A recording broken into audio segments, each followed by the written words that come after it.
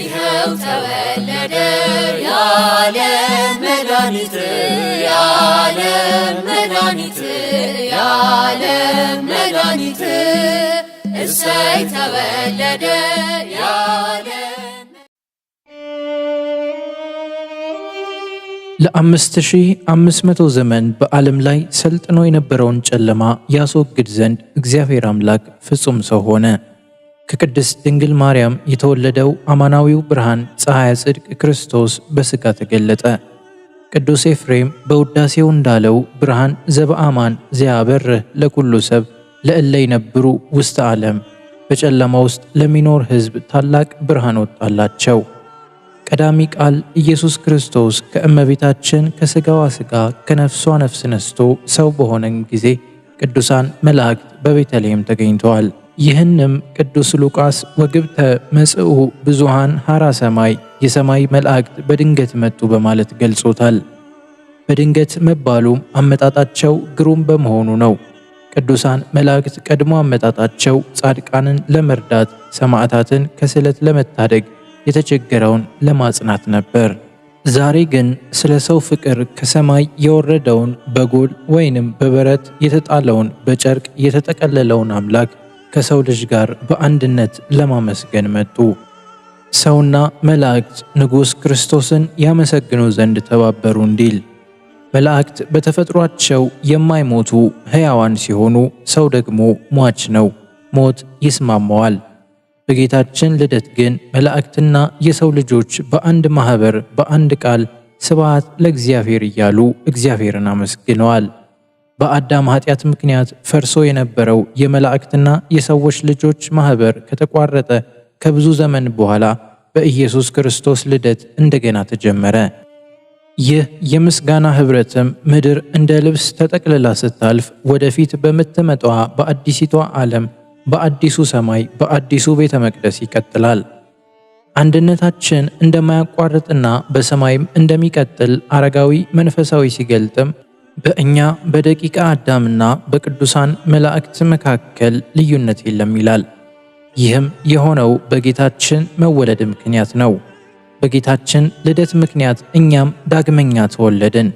የጌታችን ልደት የእኛም የክርስቲያኖች ሁሉ ልደት ነው። ከሦስቱ የቀጰዶቅያ አባቶች አንዱ ታላቁ የቤተ ክርስቲያን አባት ሊቁ ቅዱስ ባስልዮስ ዘቂሳርያ ይህንን ምስጢር ሲገልጥ የክርስቶስ ልደት የመላው ሰው የልደት ቀን ነው ሲል መስክሯል። ሊቃውንት እንዳስተማሩን እግዚአብሔር አምላክ ዓለምን ከፈጠረበት ጥበቡ ይልቅ ዓለምን ያዳነበት ጥበቡ ይበልጣል። ጌታችን መድኃኒታችን ኢየሱስ ክርስቶስ የተወለደበትና ዓለምን ያዳነበት ምስጢር ከምስጢራት ሁሉ በላይ ነው።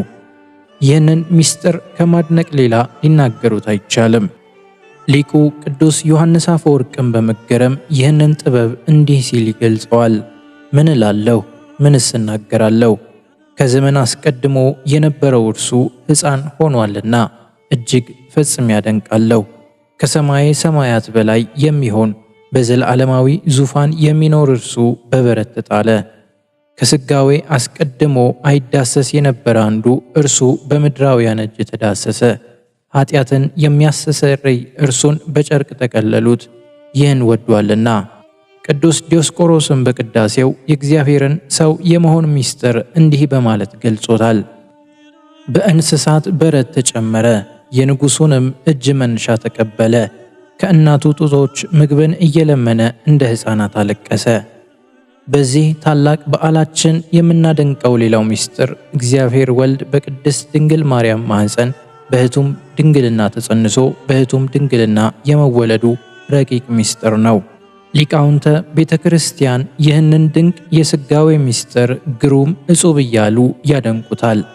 ሐዋርያውያን አበውን ተከትለው ከተነሱ የቤተ ክርስቲያን ጠባቆች መካከል አንዱ ቅዱስ ሄሬኔዎስ አንደኛ የእመቤታችን ዘላለማዊ ድንግልና፣ ሁለተኛ ድንግል ማርያም አማኑኤል ጌታን በመውለዷ እና ሶስተኛ የማይሞተው አምላክ መሞት በእግዚአብሔር የዝምታ ሸማ የተጠቀለሉ ሶስት ምስጢሮች መሆናቸውን ይናገራል።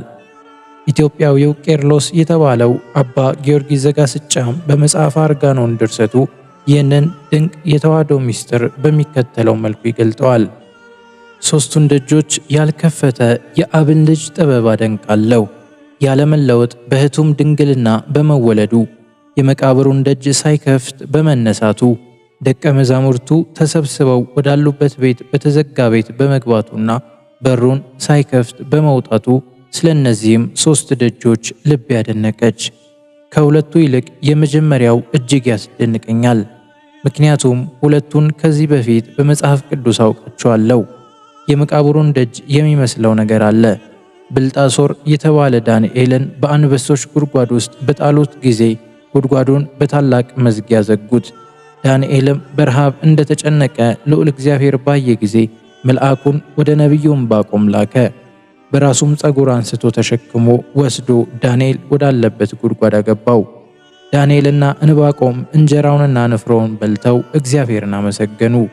ዕንባቆምም ደጁ ተዘግቶ ሳለ ወጣ። ስለ ቤቱ ደጅም የሚመስል ነገር አለ። የእግዚአብሔር መልአክ ከሰማይ ወርዶ ጴጥሮስን ከግዞት ቤት እንዳወጣው በሐዋርያት ሥራ ተጽፏል። ጴጥሮስንም ካወጣው በኋላ ደጁ ተቆልፎ ዘበኞች በሁሉ ወገን ይጠብቁ ነበር። ለእነዚህ ለሁለቱ ደጆች ለቅዱሳን የተገኘውን ምክንያት አገኘው። ስለ ድንግልናሽ ደጅ እጠናለሁ፣ ግን ምክንያት አላገኘሁም። በድንግልና የኖረች ሴትም አላየሁም። እንደዚህ አይነት ነገር ሆኖ አያውቅም። ኢኮነ እምቅድመ ዝ ወኢኮነ እምድኅረ ዝ፣ ከዚህ በፊት አልተደረገም፣ ከዚህም በኋላ አይደረግም። በዓለ ልደት በሰውና በእግዚአብሔር መካከል እርቅ የተፈጸመበት በዓላችን ነው። ለሞት ከመገዛት የዳንበት፣ ጨለማው ተወግዶልን የብርሃን ልጆች የሆንበት፣ የእባብ ራስ የተቀጠቀጠበት፣ ከምድር ወደ ሰማይ ያረግንበትና ከመላእክት ጋር ሆነን ለእግዚአብሔር ምስጋና ያቀረብንበት፣ ከነቢያት ኅብረት ጋር አንድ የሆንበት በዓል ነው። ድንቅ የተዋህዶ ምስጢር የተፈጸመበትን ይህንን ልዩ በዓል በመንፈሳዊ ሥርዓት ማክበር ይገባናል። ይቆየን። ወስብሐት ለእግዚአብሔር።